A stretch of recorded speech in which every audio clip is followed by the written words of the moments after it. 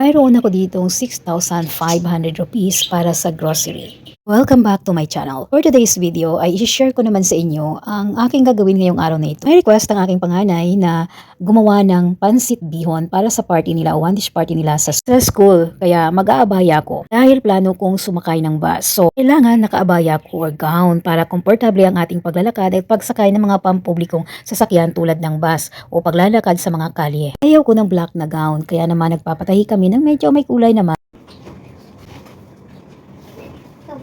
Careful, the road Goodbye. outside is so It's traffic or dirty road? traffic and dirty road. Oh my God. Yan, sabi ng anak ko mag-ingat daw at matraffic at madumi ang road kasi may aksidente nangyari dito sa aming harapan. Kikwento ko sa inyo isang araw. So yan, ganyan. Hindi talaga ako marunong pero okay na rin yan. So ito na ang ating gown. Yan, nakagown ang inyong model. Kasi nga, lalabas ako at public yung aking pupuntahan. Public place at saka plano ko ulit mag-bus. Ayan, medyo ingat-ingat tayo sa bus dito kasi nga, minsan naranasan ko na rin na maduputan sa loob ng bus. Pero dahil ang MPS ay napakalapit naman dito sa amin, hindi na practical na gumamit ako ng rickshaw dahil sobrang mahal. Samantalang kung bus, 30 rupees lang. Kapag nag-rickshaw ako, 200, 250. So, diba, napakalaki ng diferensya. Ingat na lang. Kasi nga, ang lapit lang talaga niya. As in, siguro mga 1 point something kilometers lang. So, ayan. So, aalis na ako. 2 p.m. dito. At yung sabi ng anak ko, hindi daw maganda ang daan ngayon at saka medyo matraffic. Kaya mag-ingat daw. So, ayan. Alis na tayo. Medyo malamig dito sa Karachi pero hindi sobrang lamig kasi wala dito yung snow. Hindi katulad sa Punjab o North area ng Pakistan ay malamig o sa ibang area ng Pakistan. Lalo na dun sa mga malayo o probinsya. Pero dito sa Karachi kasi medyo malapit kami sa tabi ng dagat kaya medyo mainit. Ay hindi siya masyadong malamig. Pero may part na talaga sobrang lamig. 16 degrees centigrade lang naman. Hindi ganun hindi sobrang lamig. Pero kailangan mo pa rin jacket at saka dry yung skin. Ito yung sinasabi ng anak ko. Ayan. Pangit ang daan na yan. Ganyan yung daan niya.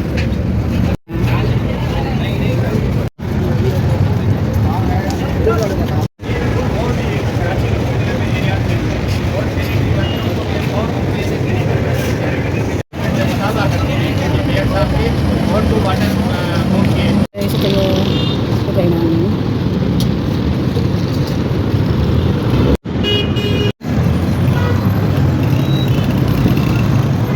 Dito ako sasakay sa mga bus na yan. Sa bus na yan. Yan ako sasakay. Ito ang loob ng bus. Ito ay sa bandang unahan. Dito sa unahan nakaupo ang mga babae at ang mga lalaki ay sa likuran. Separate ang lalaki at ang babae. At yan nga ang likuran. Wala pa masyadong pasahero. Diyan nakaupo ang mga lalaki.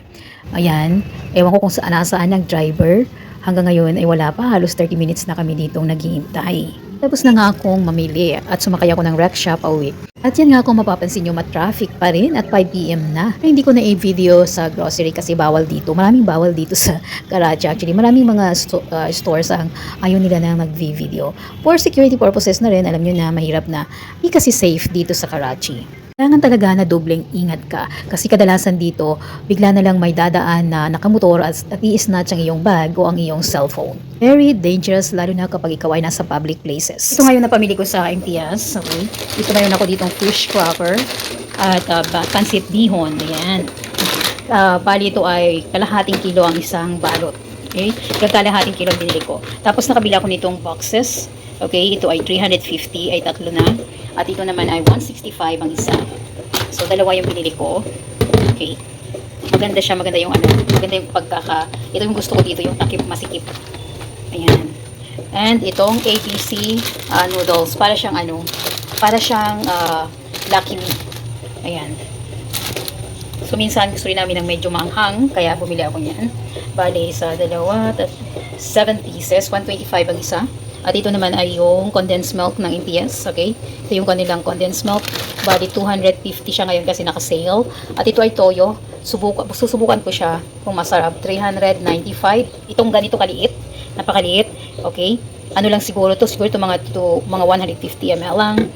At siya ay 395 o 390 something like that. At bumili ako na isang drinks kasi minsan gusto rin namin ng drinks. At ito actually ay mura lang. 68 ang isang 225 ml. Okay, so it means ito ay 225 din. Ito ay, yeah, 225 ml. 68 rupees lang siya. Ginagamit ko to sa pagluluto ng sopas. At ito nga, bumili ako nitong ganitong klase ng ah, pang Shanghai, lumpiang Shanghai. Maganda kasi yung quality nito. Ito yung gusto kong pambalot. Yung iba, ay, kapag iba ang brand, hindi, ayaw ko na. Ito, the best sa akin ang ganitong klase ng pambalot. At ito, bumili ako ng dalawang Knorr chicken cube, pero powder siya. Knorr chicken powder. At dalawang yeast. Actually, dito 30 rupees ang isa nito. 30 rupees. At ito naman, ang isa nito ay 40 rupees ang isa. 11 grams siya. At dahil ang mahal ng kape, ang mahal ng kape, kaya bumili ako ng ganito. Ito, 15 pieces. 30 rupees ang isa. Okay, 30 rupees yung isa nito. So, yan yung aking grocery. Yan ang grocery na nabili ko doon sa Entias. Oh, ito pa lang nakalimutan ko. Itong ganitong klase ng pansit bihon ay 675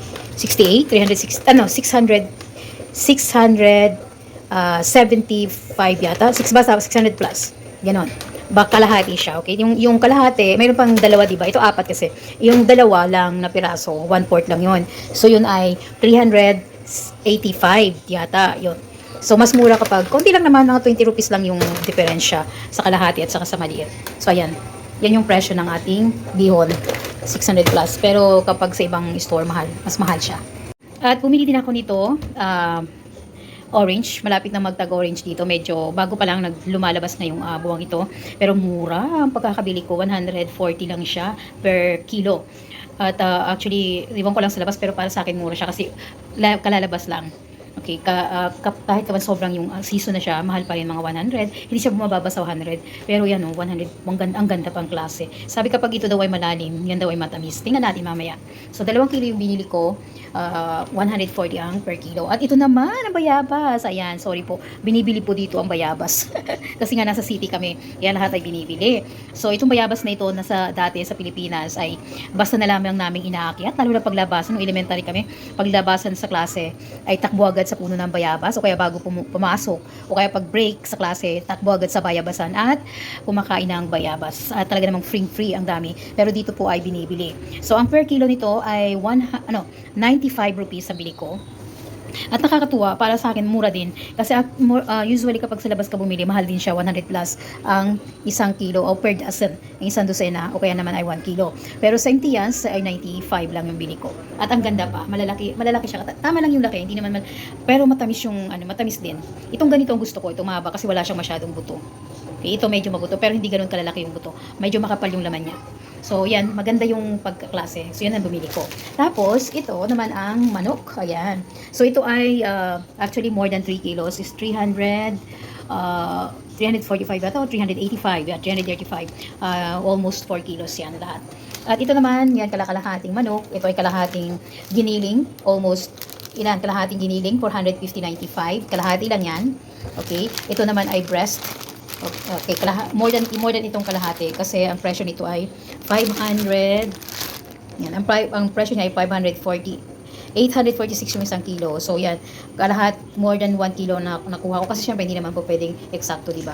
So yan, ginawa niyang more than. So it's 568. Okay na rin kasi yan talagang kailangan ko para sa pansit bihon. At ito naman wings, kalahati yung binili ko. So ang kalahati ay 491 ang 1 kilo at ang kalahati ay 292. So, almost 300 na rin. So, yan. Kalahati din siya. Ito naman ay gagamitin ko sa gawa ng arroz caldo. Yan. Chicken wings. Yan nga, walang balat yung kanilang manok. Wala talaga siyang balat. So, ayan. At ito naman ang aking mga gulay. Ayan. Medyo mura yung gulay nila. Ito ang ganitong klase ng kanilang carrots. Alam nyo, matamis yan. Bumili ako ng 1 kilo. Ang kilo ay ang kilo ay 80. Ganon, something like that. At ito naman ang cauliflower. At ang ating isang piraso ng repolyo. Yung repolyo yung bagyo mayroon pero sobrang mahal. 400 plus ang 1 kilo. Tapos ito, kamatis. Kalahating kamatis lang din ang binili ko. Pero medyo mura. 95 per kilo lang yung kamatis. Pero kalahati lang binili ko kasi mabigat. At ito naman yung green chili na malalaki. Okay, hindi siya masyadong maanghang. Nasa 300 plus yung kanyang kilo. Pero konti lang ang binili ko kasi konti lang naman yung kailangan ko. At ang sibuyas, yan. Ang sibuyas kalahati lang din ang binili ko. Pero ang kilo ng sibuyas ay 104. Okay, so kalahati lang yan.